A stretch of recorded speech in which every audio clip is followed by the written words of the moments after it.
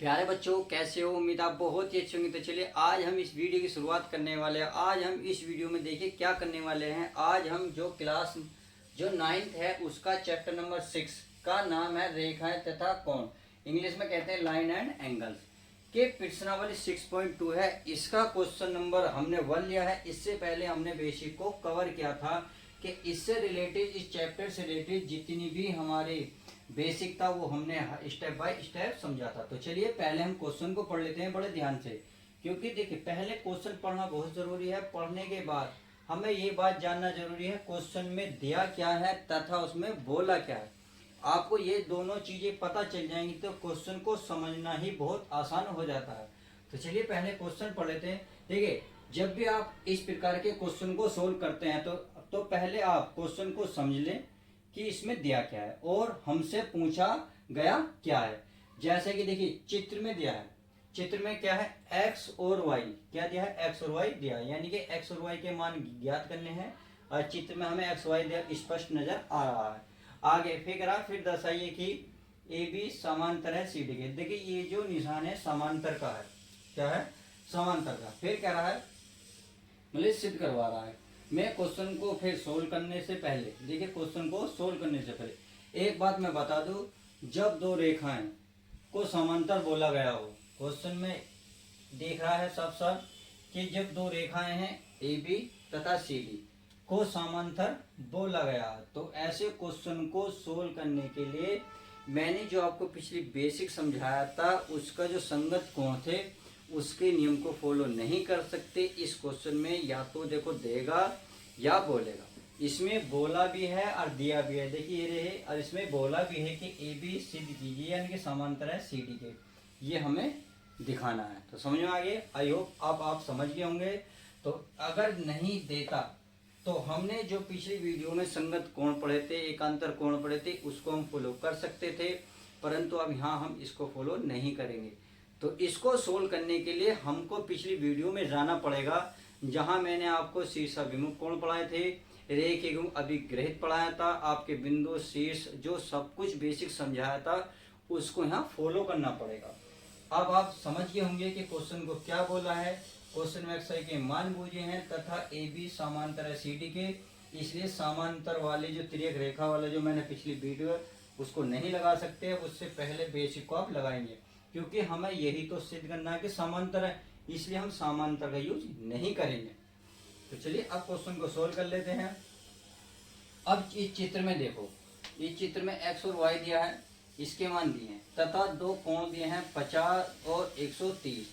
अब दो रेखाएं हैं ए बी, एक तिर्यक रेखा है एल जो किसी पॉइंट पर ए बी को काटती है तथा सी डी को भी किसी पॉइंट पर काटती है।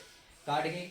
अब आप एक बात बताएं, मैंने आपको पिछली वीडियो में बोला था, देखिए ये यदि मैं x के मान निकाल लूं, ये एक रेखा है, इसके एक और किरण जा रही तो किरण के दोनों ओर दो कोण बनने हैं, एक 50 का एक x का।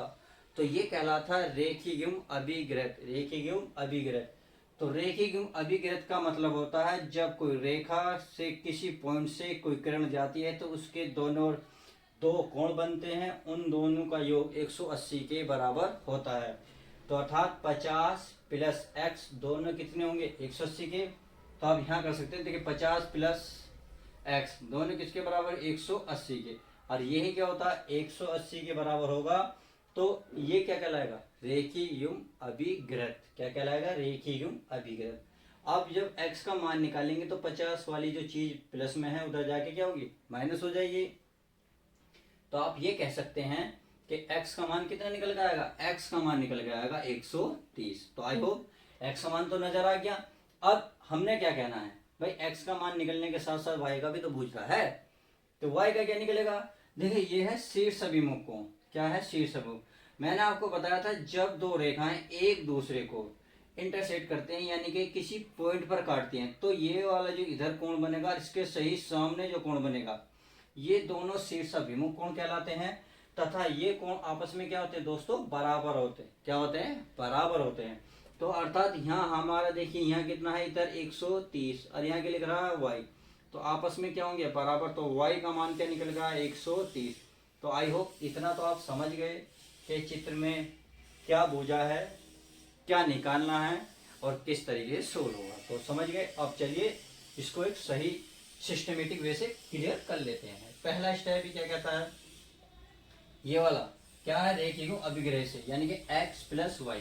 तो यहाँ लिखेंगे x प्लस 50 बराबर 180।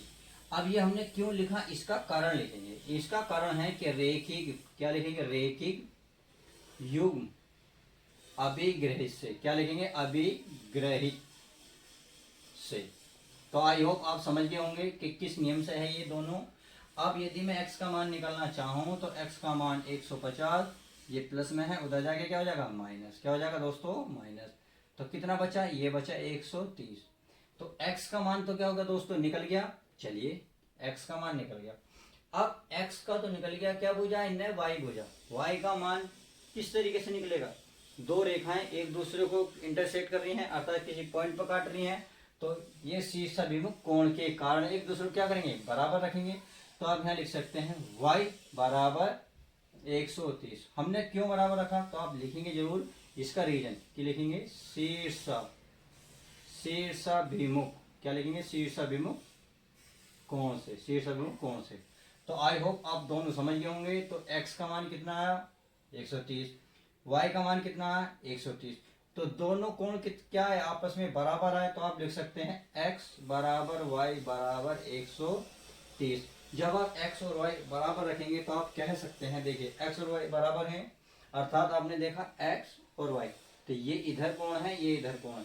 तो हमने पिछली वीडियो में यही तो पढ़ा था, एकांतर अंतःकोण क्या होते हैं, जब तिर्यक रेखा के एक बाएं एक दाएं कोण बना हो, अर्थात जब z देखते हैं तो z के अंदर जो हमारा वो बनता है, कोण बनता है, वही एकांतर अंतःकोण कहलाते हैं। अंतःकोण क्या था, यहाँ x और यहाँ क्या है दोस्तों, y। और ये दोनों कोण क्या होते हैं, आपस में बराबर। जब बराबर कब होते हैं, जब दो रेखाएं समांतर दी हों। अब यहाँ हमारे समांतर दी थी, तो हमने सिद्ध कर दिया कि x और y आपस में बराबर हैं, क्योंकि चेक करिए, देखिए x का मान 130, y का मान 130। तो इसलिए लिख सकते हैं इसके कि एकांतर, क्या लिख सकते हैं, एकांतर अंतःकोण। तो आई होप क्वेश्चन नंबर जो है पहला इस वीडियो का कंप्लीट हुआ। तो आप समझ गए होंगे कि मैंने किस तरीके से, कितने आसानी तरीके से सोल्व कर दिया।